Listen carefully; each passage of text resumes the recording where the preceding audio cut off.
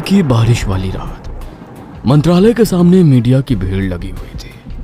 कैमरों की फ्लैशलाइट लगातार चमक रही थी। बारिश की बूंदें सड़क पर गिरकर सफेद रोशनी में चमक रही थी। मिनिस्टर साहब, एक स्टेटमेंट सर, करप्शन के आरोपों पर क्या कहेंगे सर? सवालों का शोर चारों तरफ गूंज रहा था। तभी काले शीशों वाली गाड़ी मंत्रालय के मुख्य द्वार पर आकर रुकी। दरवाजा खुला। राज्य के नए मुख्यमंत्री विक्रांत देशमुख बाहर उतरे। सफेद कुर्ता, महंगा परफ्यूम, चेहरे पर सत्ता का आत्मविश्वास। लोगों को वो विजेता दिख रहा था, लेकिन तभी उसे गले के भीतर कुछ महसूस हुआ। विक्रांत ने हल्का सा कॉलर ढीला किया। गले में खुजली हुई, फिर जलन, फिर ऐसा लगा जैसे कुछ ऊपर चढ़ रहा हो। उसकी सांस अटक गई। पीए नीरज तुरंत पास आया। सर, सब ठीक है? विक्रांत मुस्कुराया। हाँ, बस हल्का सा इन्फेक्शन है। लेकिन वो झूठ बोल रहा था, क्योंकि उसी पल उसके कान के भीतर कुछ हिला, जैसे कोई कीड़ा कान के अंदर रेंग रहा हो। उसकी रीढ़ में ठंडी सिहरन दौड़ गई, लेकिन कैमरे उसकी तरफ थे, इसलिए वो मुस्कुराता रहा।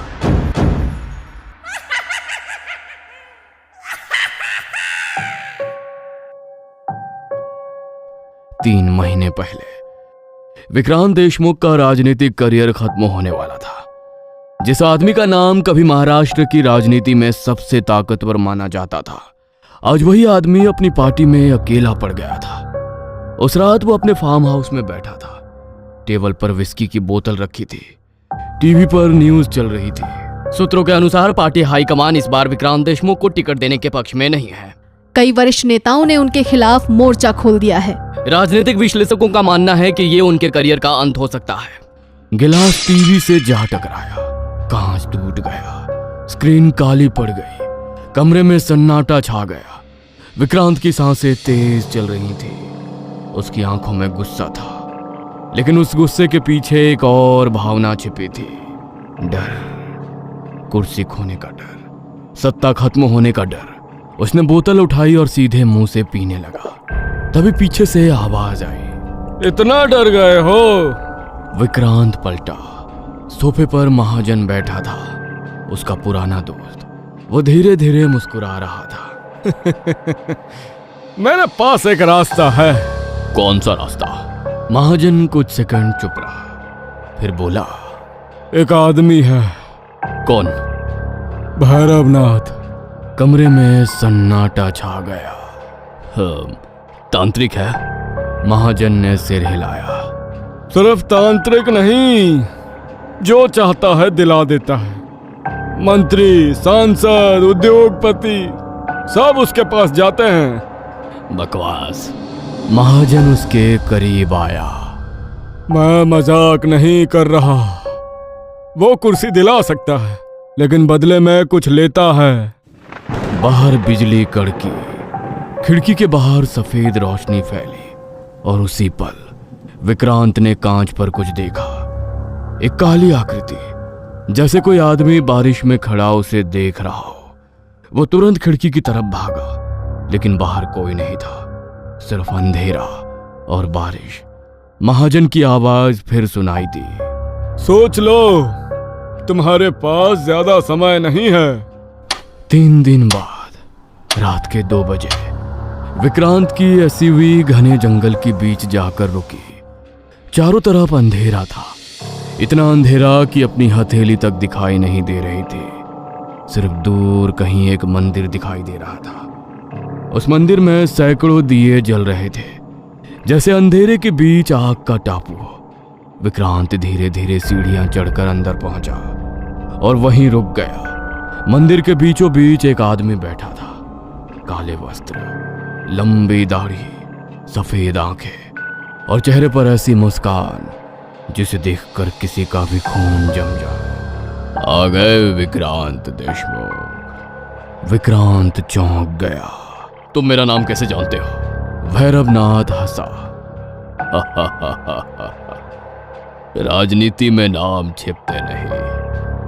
तुम्हें कुर्सी चाहिए, सत्ता चाहिए, और उसके लिए तुम कुछ भी कर सकते हो। विक्रांत चुप रहा, क्योंकि वो सच था। भैरवनाथ खड़ा हुआ। चलो, समय कम है। मंदिर के नीचे एक गुप्त कक्ष था, सीलन से भरा। दीवारों पर अजीब निशान बने हुए थे। बीच में लाल रंग का एक विशाल चक्र बना था। उसके चारों तरफ काली मोमबत्तियां जल रही थी और पूरे कमरे में सड़ी हुई बदबू फैली थी। विक्रांत का दम घुटने लगा। ये कैसी जगह है? भैरवनाथ मुस्कुराया। जहां इच्छाएं पूरी होती है और कीमत वसूली जाती है। फिर उसने पूछा, सबसे ज्यादा किस चीज से डरते हो? विक्रांत चुप रहा। भैरवनाथ ने एक पुराना मिट्टी का मटका उठाया। मटका अजीब तरह से हिल रहा था, जैसे उसके अंदर कुछ जीवित हो। विक्रांत का दिल बैठ गया। उसमें क्या है? भैरवनाथ मुस्कुराया। तुम्हारी किस्मत। उसने मटके का ढक्कन खोला और अगले ही पल विक्रांत चीख पड़ा। विक्रांत पीछे हट गया। उसके हाथ कांप रहे थे, सांसें टूट रही थी। इसे दूर रखो, मैं नहीं कर सकता। भैरवनाथ की आंखें अचानक बदल गईं। उनमें अजीब चमक उभर आई। कुर्सी चाहिए? हाँ। सत्ता चाहिए? हाँ। तो कीमत भी देनी पड़ेगी। अगले ही पल सारी मोमबत्तियां बुझ गईं। पूरा कमरा अंधेरे में डूब गया। सिर्फ मंत्रों की आवाज सुनाई दे रही थी। ओम काल भैरवाय नमः। ओम काल भैरवाय नमः। ओम काल भैरवाय नमः। अचानक विक्रांत को अपने पैरों पर कुछ महसूस हुआ, कुछ ठंडा, कुछ रेंगता हुआ। उसने नीचे देखा और उसकी चीख निकल गई। भैरवनाथ लगातार मंत्र पढ़ता रहा। राज सिद्धि पूर्ण हो, राज सिद्धि पूर्ण हो, राज सिद्धि पूर्ण हो। अचानक सब शांत हो गया। सन्नाटा, ऐसा सन्नाटा जिसमें अपनी धड़कन भी सुनाई दे। विक्रांत बेहोश पड़ा था। जब उसकी आंख खुली, सुबह हो चुकी थी। वो अपने फार्म हाउस के बेडरूम में था। सब कुछ सामान्य लग रहा था, जैसे पिछली रात सिर्फ एक सपना रही हो। लेकिन फिर उसकी नजर आईने पर गई। उसके मुंह के कोने से एक काला द्रव्य निकल रहा था। विक्रांत का खून जम गया। यह सपना नहीं था। इसके बाद सब कुछ बदलने लगा। जिस नेता ने उसे हटाने की योजना बनाई थी, वो अचानक भ्रष्टाचार के मामले में फंस गया। एक बड़ा विरोधी नेता रहस्यमय सड़क दुर्घटना में घायल हो गया। पार्टी हाईकमान का रुख बदल गया। जो लोग कल तक उसके खिलाफ थे, आज उसी की तारीफ कर रहे थे। मीडिया उसे भविष्य का मुख्यमंत्री बता रही थी। राजनीतिक गलियारों में सिर्फ एक ही नाम था, विक्रांत देशमुख। और चुनाव वाले दिन चमत्कार हो गया। ऐतिहासिक जीत, रिकॉर्ड मतों से जीत। जश्न, पटाखे, फूल, नारे, चारों तरफ सिर्फ उसकी चर्चा। लेकिन उसी रात जब वो अपने बंगले में अकेला सो रहा था, उसे एक आवाज सुनाई दी। उसने आंखें खोली। कमरा अंधेरे में डूबा था। आवाज दीवार की तरफ से आ रही थी। विक्रांत ने लाइट ऑन की और उसके पैर वहीं जम गए। दीवार पर एक कॉकरोच देखा, फिर दूसरा, फिर तीसरा, फिर 10, फिर 50, फिर सैकड़ों। पूरी दीवार काली पड़ चुकी थी।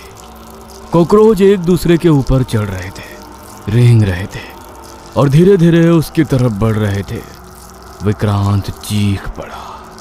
उसने लाइट बंद की, फिर दोबारा जलाई। दीवार खाली थी, कुछ भी नहीं, एक भी कॉकरोच नहीं। लेकिन कमरे में अभी भी वहां आवाज गूंज रही थी, जैसे वे कहीं छिपकर उसका इंतजार कर रहे हो। विक्रांत को उस रात नींद नहीं आई। उसे नहीं पता था कि असली डर अब शुरू हुआ है, क्योंकि सिद्धि पूरी हो चुकी थी। कुर्सी उसे मिल चुकी थी और अब श्राप अपनी कीमत वसूलना शुरू कर चुका था। जीत के बाद पहली कैबिनेट मीटिंग थी। मंत्रालय का विशाल कॉन्फ्रेंस हॉल नेताओं और अधिकारियों से भरा हुआ था। सभी की निगाहें विक्रांत देशमुख पर थीं। अब वो सिर्फ एक नेता नहीं था, वह सत्ता का केंद्र था, राज्य का सबसे ताकतवर आदमी। विक्रांत आत्मविश्वास के साथ भाषण दे रहा था। हमें भ्रष्टाचार के खिलाफ सख्त कार्रवाई करनी होगी। कानून व्यवस्था हमारी पहली प्राथमिकता होगी। सभी मंत्री ध्यान से सुन रहे थे। तभी उसके गले में अचानक कुछ हिला, एकदम भीतर, जैसे कोई जीव सांस की नली के आसपास रेंग रहा। विक्रांत रुक गया। उसने पानी उठाकर पी लिया। कुछ सेकंड तक सब ठीक रहा, फिर एहसास और बढ़ गया। इस बार उसे साफ महसूस हुआ कुछ ऊपर चढ़ रहा था, बहुत धीरे धीरे, बहुत करीब। उसकी धड़कन तेज हो गई। सर, एक मंत्री ने पूछा, सब ठीक है? विक्रांत ने जवाब देने के लिए मुंह खोला, लेकिन शब्द बाहर नहीं निकले। कुछ और निकला, एक छोटा काला कॉकरोच। वो उसकी जीभ पर आकर रुक गया। पूरा कमरा जम गया।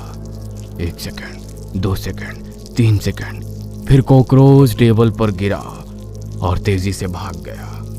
कमरे में मौजूद हर व्यक्ति का चेहरा सफेद पड़ चुका था। किसी को समझ नहीं आ रहा था कि अभी क्या हुआ। विक्रांत खुद कांप रहा था। मीटिंग खत्म।